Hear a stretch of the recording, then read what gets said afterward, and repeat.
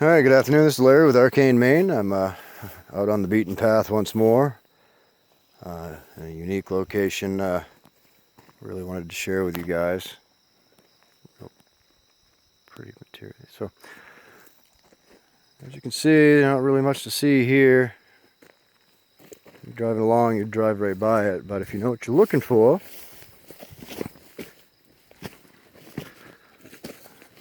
like we do, you come up here and you'll find a gold mine, a Maine gold mine from the late 1800s.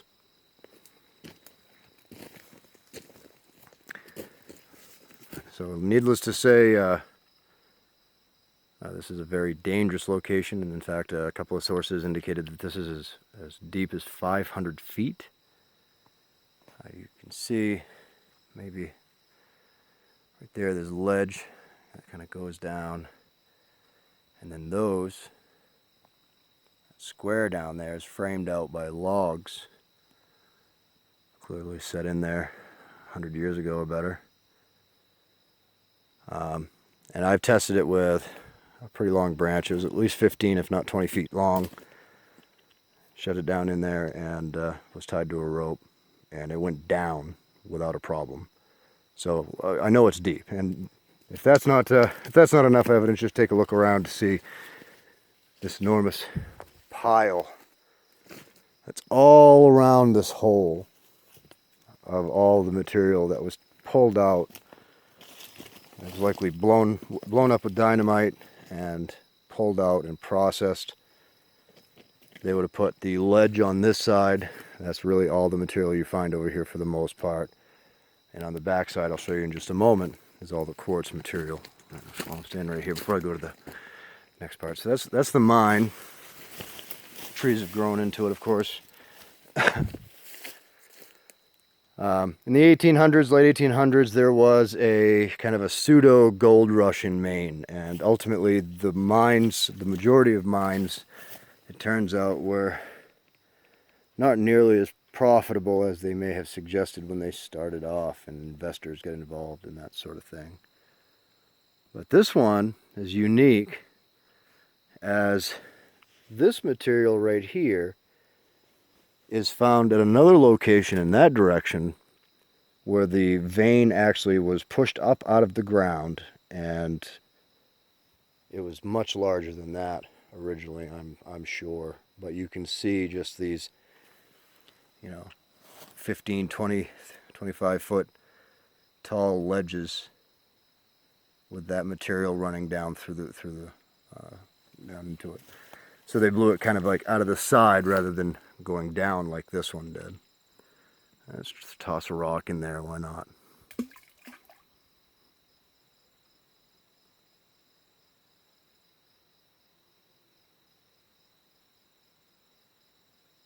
Yeah, so hard telling what's in there. I know it's not me. So, if you come across something like this in the woods, which I would assume would be fairly rare, if you do, a couple of things worth noting. Stay away from the edge. The edge is not secure. It is already falling in. Be careful, because around it there are going to be tester locations. They would have blown out other portions of the ledge to try to find a primary spot like this one to work that material. Another thing to be concerned with in regards to safety is the chemicals that they used and the chemicals that are actually within the materials themselves in nature. Various toxins, acids, sulfurs, all kinds of various material. So as I mentioned earlier, on this side here is all the quartz material, and you can see that it's much finer, a much finer material. They've broken it down, baseball size essentially. And you'll pick this stuff up and you will find metal, or even stuff that looks exactly like you would expect gold to look like. And to be truthful, I have pulled gold out of this mine. I had it tested in Bangor. But the majority of what I was pulling out was sulfides. So you can see there's a lot of that iron, right? There's a lot of that iron in this ledge. And so that's one of the key indicators. When I was speaking the other day about all the quartz out in that field and all the iron oxide content, I wasn't seeing in that immediate area the iron. Turn the flash off there, very good. So this is all broken down. They would have, by the looks of it, I'm guessing they were eyeballing it to see if there was enough material in it to bother with. And we're talking about back in the time when gold was $20 an ounce. Was that a lot at the time? Sure. Was it $1,400 an ounce? No, it simply was not.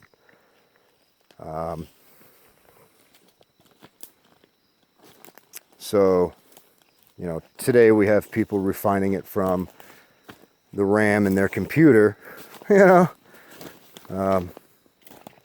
And any industry is going to have waste. Essentially, good product that goes to the wayside and is never sold.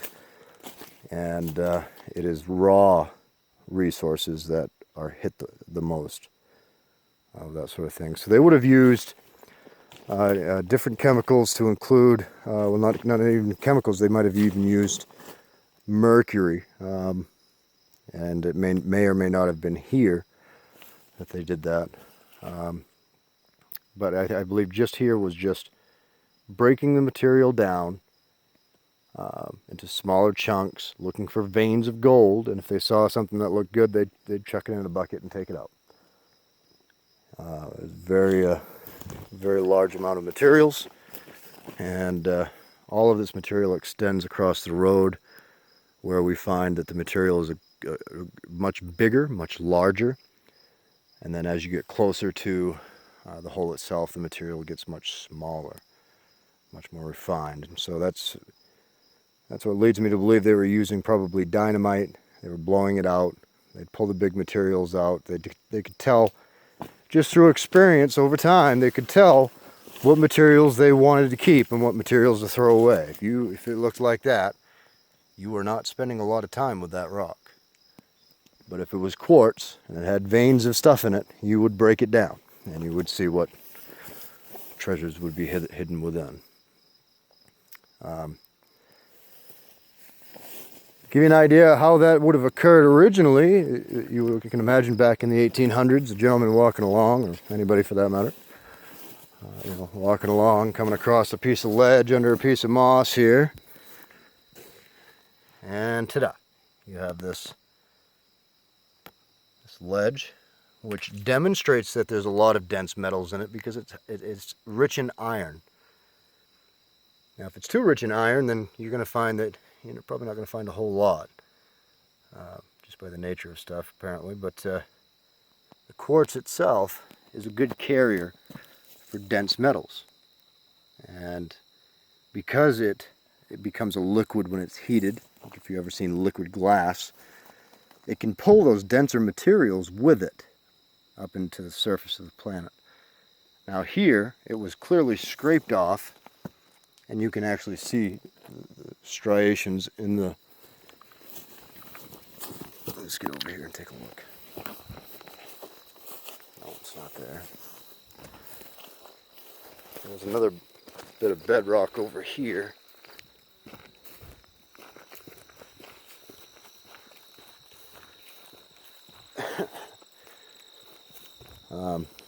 So if you look, we're actually very high up. We're at the very tippy top of this location. It's very high, and the bedrock is very near the surface. Pretty much anywhere you go up here.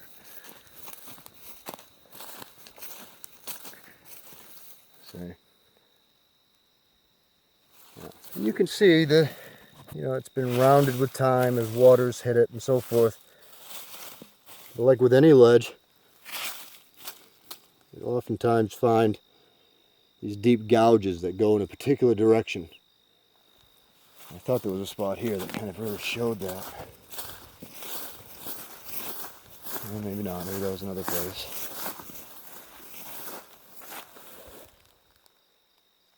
Yeah. when you start looking at this stuff,